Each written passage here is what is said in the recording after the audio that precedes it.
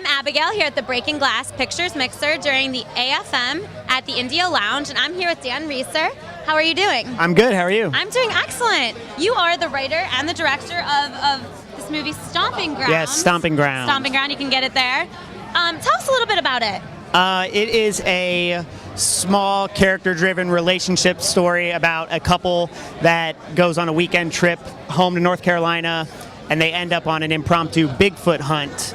And it's it's a little bit scary. Okay. And it's a lot of fun. That's excellent. And now you said, where does it take place? It takes place in North Carolina, which is where I'm from originally. Okay, I live out here in LA now. Okay. But yeah, I really wanted to make a movie back home and use the resources that I knew I could get for free. Right. And right. also use just your connections. Yeah, exactly. Yeah, those hometown connections. You know, for like sure. we stayed at my parents' house, and my mom's car is in the movie. You know, all that sort of stuff. Right. And then also I wanted to tell a Southern story just because I love the South, and so I wanted to portray that. That's excellent. Now, what kind of gave you or prompted your idea to write something with this kind of storyline? Yeah, well, I make horror movies, and I tend to gravitate towards horror movies with what I want to do. Okay. This was my first feature film, and I didn't want to make a straightforward horror movie, just like, a run-of-the-mill kind of thing. Right. I wanted it to be more of like a small little character movie that sort of turns into a horror movie as it progresses, kind of despite its best intentions not to. So it's, I was sort of influenced by like independent cinema, sort of like the mumblecore style, if you know what that is. Just real small, low-budget movies that are about characters. But I definitely still wanted it to have a genre angle to it because I like horror movies. Right.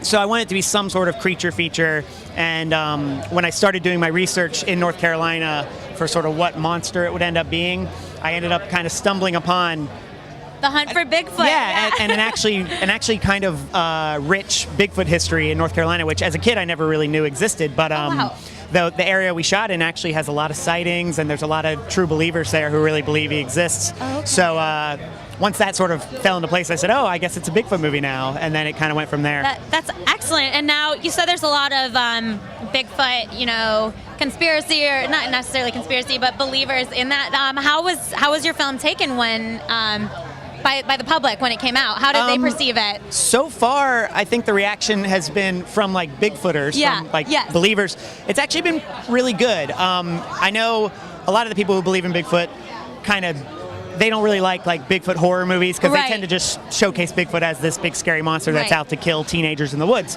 And I definitely didn't want it to be that. It definitely sort of turns into that at some point. Okay. But ultimately, that's not really what it's about. And so I worked with a couple Bigfoot guys who I worked with them on elements from just the story, from how to do the research, how to actually conduct a Bigfoot expedition. And I worked with them a lot, and they were really helpful. So, we've had at some of our screenings, we've had some actual Bigfooters come out, and they've always had really nice things to say, and I think that they appreciate that it doesn't just paint Bigfoot as just like this hairy monster. Right, and I feel like if something a little different. And if anyone was gonna not like it, it would be those people being like, oh, it's off. So it's great that you have their support for it too. And then the general public, how is it being perceived at home? Do they love it? Yeah, it's been going really well. We had a couple hometown screenings back in North Carolina. Okay. Kind of in my hometown, and then also where we shot, and those crowds were amazing. because for them, where we shot, it's a pretty small town. They don't, not a lot of people shoot movies down there.